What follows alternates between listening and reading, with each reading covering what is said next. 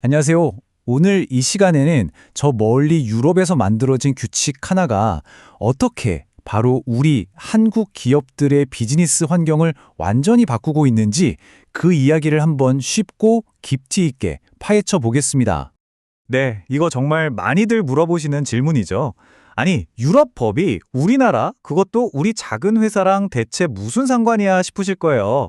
그런데 그 답은요, 의리외로 가까운 데 있습니다. 바로 여러분의 가장 큰 고객사, 그 거래처에 답이 숨어 있어요. 이 영향이라는 게 어느 날 갑자기 직접적으로 짠 하고 나타나는 게 아닙니다. 마치 거대한 폭포수처럼 저 위 유럽에서 시작된 물줄기가 대기업이라는 바위를 거쳐서 공급망을 타고 결국 여러분의 회사 문 앞까지 흘러내리는 거죠. 이걸 폭포수 효과라고 부릅니다. 그래서 오늘은 이 네 가지 흐름을 따라가 보려고 합니다. 유럽에서 시작된 충격파가 뭔지 알아보고, 그래서 우리 고객사가 뭘 요구하는지, 그럼 우리는 KESG라는 도구로 어떻게 대응하고 이걸 어떻게 새로운 경쟁력으로 만들 수 있는지까지 차근차근 짚어드릴게요. 자, 그럼 첫 번째, 이 모든 이야기의 시작점이죠. 대체 왜 갑자기 글로벌 고객사들이 ESG 데이터를 달라고 하는 걸까요? 그 충격파의 진원지는 바로 유럽연합이 만든 두 가지 아주 강력한 규제입니다. 첫 번째 주자는 바로 CSRD, 우리말로는 기업 지속가능성 보고 지침입니다. 쉽게 말해서 이제 ESG 정보도 회계 장부처럼 아주 깐깐하게 그리고 투명하게 공개하라는 거예요. 자, 여기서 중요한 포인트가 나옵니다. 여러분의 고객사가 이 법을 지키려면 어떻게 해야 할까요? 자기들 것만 공개하면 끝일까요? 아니죠. 자기 회사에 물건을 납품하는 바로 여러분 같은 공급망 전체의 데이터가 필요해지는 겁니다. 예를 들면 우리 공장 탄소 배출량은 얼마인지, 직원들 근무 환경은 어떤지, 이런 구체적인 데이터 말이에요. 그리고 두 번째, 이건 한 단계 더 나아갑니다. 바로 CSDD, 기업 지속가능성 실사 지침인데요.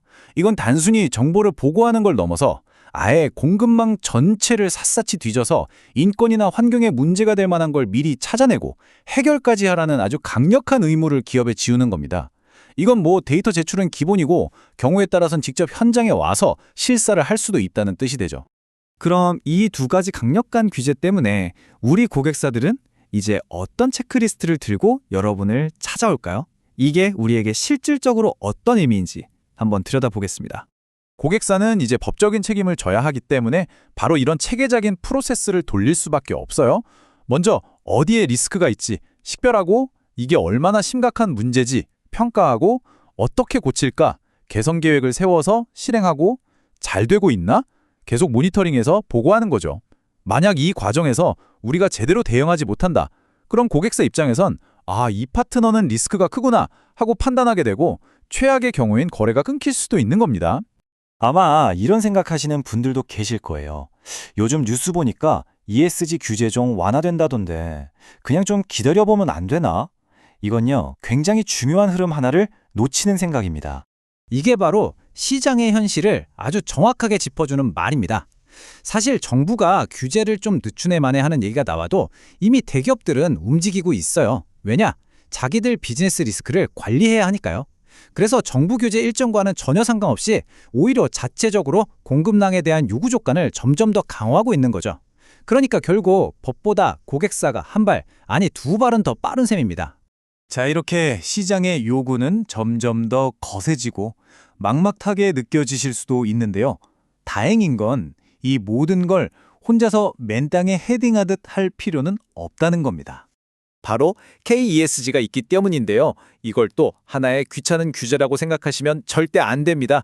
KESG는 우리 중소기업들이 이런 글로벌 변화에 잘 적응할 수 있도록 정부가 마련한 일종의 지원 시스템, 도구 상자라고 보셔야 해요. 이건 우리가 적극적으로 활용해야 할 자원인 거죠. 보세요. ESG 컨설팅부터 교육 또 관련 서비스를 이용할 수 있는 바우처도 주고요.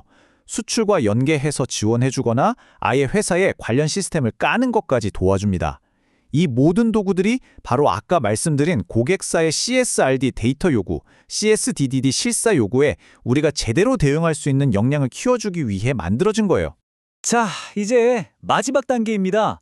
지금까지 흩어져 있던 조각들을 한번 맞춰볼까요? 이 어렵게만 느껴지는 ESG 대응을 어떻게 우리 회사의 강력한 무기이자 새로운 기회로 만들 수 있을까요? 막상 시작하려고 보면 인증도 받아야 할 것 같고 평가도 해야 하고 어디엔가 공시도 해야 할 것 같고 할 일이 너무 많아 보이죠. 여기서 핵심은요. 모든 걸 한꺼번에 다 하려고 애쓰는 게 아닙니다. 아주 전략적으로 우선순위를 정해서 접근해야 해요. 이 표가 아주 명확한 가이드라인을 제시해 줍니다. 복잡하게 생각할 거 없이 딱 하나만 기억하세요. 고객사가 뭘 원하는가? 만약 고객사가 특정 인증을 요구한다, 그럼 그게 무조건 최우선 과제입니다.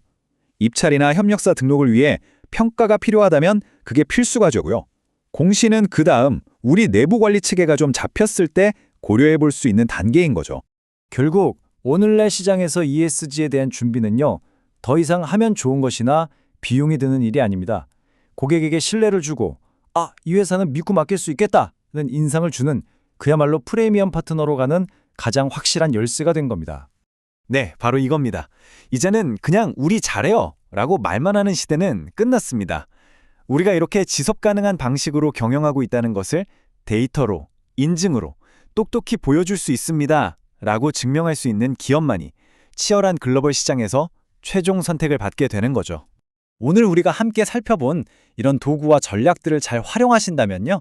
거대한 규제의 파도라고만 생각했던 이 변화를 여러분의 비즈니스를 한 단계 도약시킬 엄청난 기회로 만들어낼 수 있을 겁니다. 자, 이제 질문은 준비가 되셨습니까가 아니라 어떤 기회를 먼저 잡으시겠습니까?가 되어야 하지 않을까요?